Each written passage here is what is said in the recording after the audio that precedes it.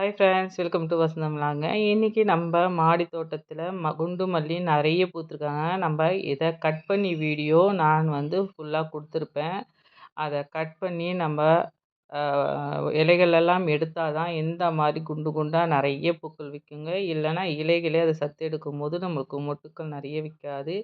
இதுலேயே நிறைய இலைகள் இருக்கும். நல்லா டீப்பாக எடுக்கணும். நம்மளுக்கு மனசு வராதவங்க ரொம்ப கட் பண்ணால் கஷ்டப்படுவோம்.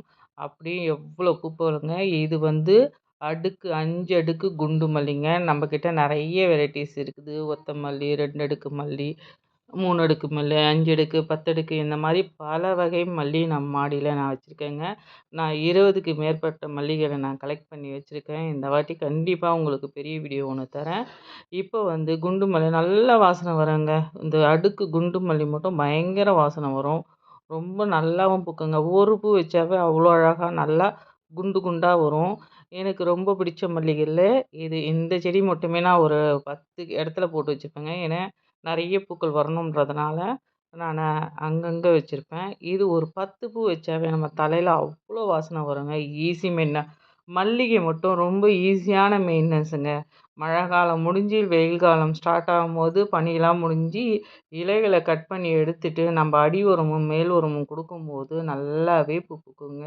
மேல் உரம் ஏன் கொடுக்கணும், அந்த மொட்டுக்கள் ஒரு மாதிரி பூச்சி கருகும். இப்போ பூக்கள் பூக்காது.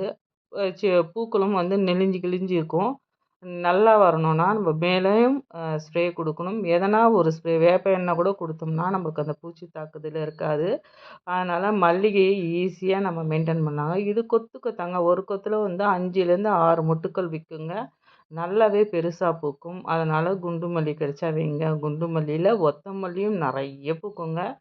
இது அடுக்காக பூக்கும். நிறைய வாசனை வருங்க. உண்மையிலேயே இந்த குண்டு மல்லி நிறைய வாசனை. கை நிறைய பூ வந்திருக்கு பாருங்கள். நம்ம நிறைய பறிக்கணும். முழங்கணக்கில் நம்ம பூக்கள் அறுவடை எடுக்கலாங்க. எனக்கு மாடியில் ஈஸியாக எனக்கு 10 மாதமும் 10 மாதம் இல்லைங்க, 12 மாதமும் நம்மளுக்கு பூக்கள் கொடுத்துட்டே இருக்குங்க. நம்மளுக்கு எவ்வளோ வெயில் இருக்குதோ அவ்வளவும் பூக்கள் நம்மளுக்கு மல்லிகை மட்டும் கிடைக்குங்க. அதனால் நம்ம மாடியில் ஈஸியாக மல்லிகைப்பூலாம் வளர்க்கலாம்.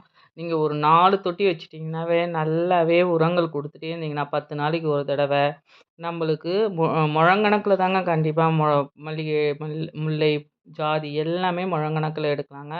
ஏன்னா நான் அதை அனுபவமாக நான் எடுத்துகிட்டே இருக்கிறேன். அதனால் நான் சொல்கிறேன். இங்கே பார்த்திங்களா, எனக்கு 2 நாள் பூவே ஜாதி, முல்லை, மல்லி, கனகாம்பரம் எல்லாமே 2 முழம் பூ கிடச்சிருக்குது. இது 2 நாள் பூங்க. இப்போ தான் நம்மளுக்கு பூக்களே ஸ்டார்ட் ஆகுது. அதுக்குள்ளேயே எனக்கு எவ்வளோ பூக்கள் பாருங்கள். நான் கடையில் அதனால தான் சொன்னேன். நான் கடைக்கு போய் நான் மல்லிகைப்பூ எந்த பூவும் வாங்கி பூஜைக்கு யூஸ் பண்ணுறதில்ல. நான் தலைக்கு மாடியிலேருந்தே எடுத்துக்குவேன். அவ்வளோ வாசனையாக இருக்குங்க. நம்ம ஆர்கானிக்காக செய்யும்போது காய்கறிகள் எவ்வளோ டேஸ்ட்டாக இருக்கோ அதேமாரி இந்த பூக்களும் அவ்வளோ வாசனை வரும். ரொம்ப பிடிக்குங்க. நம்ம கதமமாக கட்டி சாமிக்கு போடும்போது இன்னும் நல்லா வாசனை. ஏன்னா அதில் நான் கதிர்பச்சை, அந்த வாசனை இலைகள் நிறைய இருக்குதுங்க நம்மக்கிட்ட. நம்ம சேனலில் பார்த்திங்கன்னா ஒரு 9லேருந்து 10 வகை நான் வாசனை இலைகளே வச்சுருக்கேன். அதில் எனக்கு கொடுக்குறது கதிர்பச்சை நிறைய கதிர் கொடுக்கும். இதில் பன்னீர் இலையை கலந்து வச்சுருக்கோங்க. அவ்வளோ வாசனையாக இருக்கும். அப்புறம் இப்போ பார்க்கலாங்க, நம்ம மல்லி செடியில் என்னென்ன உரங்கள் கொடுக்கலான்றது. நம்ம காய்கறி கழுவின தண்ணி எடுத்துக்கோங்க. நம்மளுக்கு டெய்லியுமே வேஸ்ட்டு தண்ணி நிறைய இருக்கும். காய்கறிலேருந்து பழங்காய் எல்லாமே, அரிசி கழுவின தண்ணி, முட்டை எல்லாமே போட்டு ஒரு காய்கறி கழுவின தண்ணியை நம்ம எப்பவுமே வச்சுப்போம். அந்த தண்ணியை எடுத்து நான் ஒரு 2, 3 நாள் வச்சுட்டு அதில் கடலை புண்ணாக்கு ஊற போட்டேங்க. 1 கிலோ கடலை புண்ணாக்கு ரூ. 50. அதை ஒரு 50 லிட்டரு தண்ணியில் நான் போட்டு லிக்யூடாக பண்ணி எல்லா செடிகளுக்கும் கொடுப்பேன். காய்கறியிலேருந்து பூக்கள்லேருந்து எல்லாத்தையும் கொடுக்கும்போது கடலை புண்ணாக்கு ரொம்ப நல்லாயிருக்கும். நிறைய பூக்கள் விற்குங்க.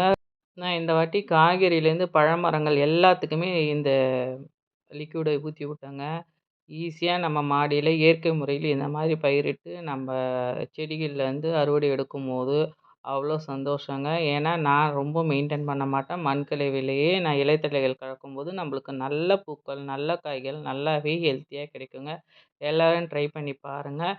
இப்போ நம்ம பூஸ்டராக எதனா ஒன்று கொடுக்குன்றதுனால இதை கொடுக்குறேன். எப்சம் சால்ட்டும் கொடுக்கலாம், சீவீட் கொடுக்கலாம். எல்லாம் கொடுத்து அறுவடை எடுங்க. சூரிய ஒளி ஃபுல்லாக இருக்கிற மாதிரி பார்த்துங்க மல்லிகை செடியில். அப்போ நீங்கள் நான் சொல்கிற மாதிரி இந்த மாதிரி பண்ணும்போது உங்களுக்கு நீங்கள் கண்டிப்பாக முழங்கணக்கில் மல்லிகை எடுக்கலாங்க. ஈஸிங்க. எல்லாரும் ட்ரை பண்ணி பாருங்கள். நம்ம மாடியிலேருந்து இயற்கை முறையில் எடுத்து பூக்களையே நம்ம அறுவடை பண்ணி வைக்கும்போது வாசனையே தனி. எல்லாரும் ட்ரை பண்ணுங்கள். நம்ம சேனலை லைக் பண்ணுங்கள், ஷேர் பண்ணுங்கள், சப்ஸ்கிரைப் பண்ணுங்கள். Happy gardening friends. தேங்க்யூ.